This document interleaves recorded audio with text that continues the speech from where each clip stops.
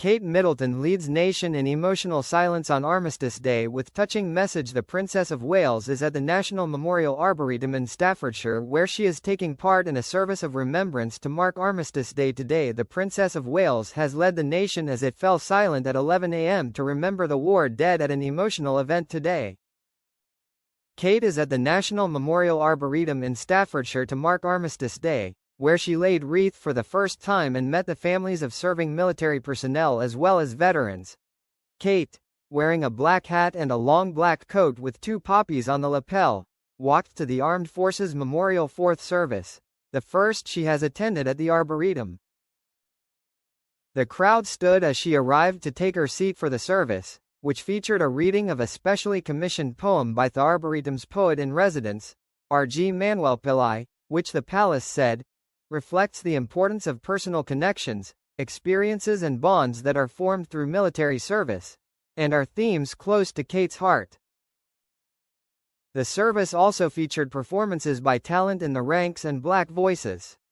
The last post signaled the start of a national 2-minute silence before the Kate was handed a wreath, adorned with the Prince of Wales feathers, to lay in the center of the Armed Forces Memorial.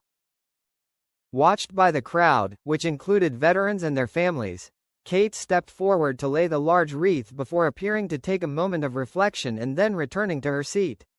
A moving message written by Kate on the floral tribute read, "In memory of those who made the ultimate sacrifice, we will remember them." Catherine, she bowed her head as the crowd prayed for those who had been affected by conflict, including members of the armed forces and civilians.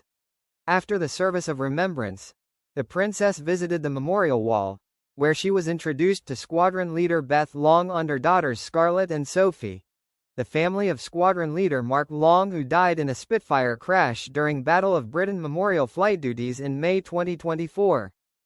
Mr. Long's name is the most recent to be engraved on the wall. Kate spoke to the family for around 5 minutes before meeting Bosnia veteran Johnny Hayes, who spent 23 years in the Royal Military Police. She also held onto her hat in the breeze as she made her way down the steps and away from the memorial. She was met by Haley Lawrence, a Royal Army Medical Corps veteran, and Steve Cartwright, a Royal Engineers veteran, and chatted to them as she walked back to the main buildings. During their chat, she touched Mr. Cartwright's arm and laughed with the pair before she waved and smiled at the crowd who took photographs as he passed by. She also had the opportunity to view a special exhibition currently on display at the Arboretum, Letters from the Frontline, Words, War and Victory. The exhibition was produced in partnership with BBC radio stations across the Midlands and shares the changing experiences and emotions of armed forces personnel and their families during 1945, throughout the final months of the Second World War, through a selection of moving correspondence. The princess was given flowers as she met pupils from Newport Girls High School. She also met D-Day veterans Alan Kennett and Jeffrey Spencer and VA and VJ Day veteran Donald, Bill, Redstone. She posed for a picture with each of them after chatting with their families. She told Mr. Spencer, who flew a Lancaster bomber, that eldest son Prince George likes to make Airfix models, including those of the Second World War aircraft. Meanwhile, on leaving the venue, Kate made an unplanned stop to greet members of the public who had gathered to see her. Josephine Bradburn, 72, who celebrated her birthday on Friday, said it was a fantastic birthday present to meet Kate. She said she asked the princess how she was, and commented that the Arboretum was a lovely place. Mrs. Bradburn said she was shaking after talking with the royal. It comes as the whole of the royal family are out in force today to mark Remembrance Day, a poignant date in the royal calendar. Prince William has taken part in a video message to mark Armistice Day, telling young people about the importance of wearing a red poppy and that remembrance is for everyone. William's message to children across the UK was played out at the Royal British Legion's Remembrance Assembly this morning. The virtual event brings together children aged 9 to 14 in schools, libraries, home education, and other learning settings across the UK. In his message, the Prince said, "Armistice Day is an important time for us to stop and reflect. It is a reminder that remembrance is for everyone. When we remember, we connect with service in a personal way. We learn from the courage of others, and we carry their stories forward, so they are not forgotten. It's not just about the past, it's about shaping how we become in the future.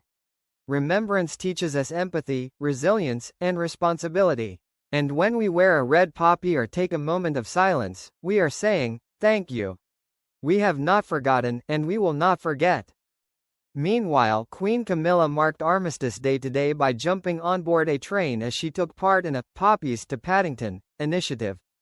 Camilla took the 9:28 a.m. service from Chippenham in Wiltshire to Paddington in London alongside stunned commuters to lay a wreath on Platform 1. Poppies to Paddington began during the November 2020 COVID lockdown as a way of marking the annual commemorations of the nation's war dead. In partnership with the Veterans Charity, wreaths are placed on early morning train services from more than 60 stations, arriving in London for a special Remembrance Day service. It has since become a key annual event across the Great Western Railway (GWR) network to honour those lost in conflict. At Chippenham, which is the closest station to Queen Camilla's private Wiltshire home, Ray Mill, she met members of the local community and executives from Great Western Railway with their wreaths on Platform 2. She was also given a sweet wreath made from crocheted poppies by children from Monkton Primary School to take to London with her. The youngsters told her that they had spent 6 weeks making it, many having never crocheted before. En route, the train stopped at Swindon Station, with local dignitaries bringing on board several more wreaths to be taken to London. I'm not sure where we are going to put all of these, but we will take good care of them. It's my pleasure. We will decorate the seats, the Queen remarked, and she took charge of them. On arriving at Paddington, Camilla walked down to Platform 1's permanent war memorial for a moving service. The call to remembrance was read and the last post played, followed by the traditional 2-minute silence at 11 a.m. on the 11th day of the 11th month. After the reveille, the Military Wives Choir performed the song, Poppy Red, before Her Majesty lays a wreath in front of the memorial. Later tonight, the King, Queen, William, Prince Edward and the Duchess of Gloucester will host reception at Windsor Castle for veterans who served in the Second World War in the Pacific and their families in honor of the 80th anniversary of VJ Day. Meanwhile, Princess Anne is marking Armistice Day and laid a wreath at the 7 Combat Signal Regiment Memorial on a visit to Gallipoli Barracks in Brisbane as part of her trip to Australia.